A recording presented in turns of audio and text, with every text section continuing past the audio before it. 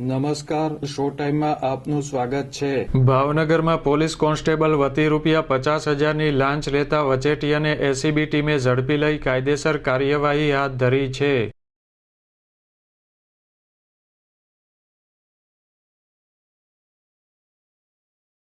Nilambag police મથકમાં કરવામાં આવેલી અરજીના અનુસંધાને હેડ કોન્સ્ટેબલ વીરભદ્રસિંહ પદમસિંહ જેતાવત વતી ₹50,000ની લાંચ લેતા જીતેન્દ્ર અરવિંદભાઈ દવેને અમદાવાદ એસીબી ટીમે ઝડપી લીધો હતો।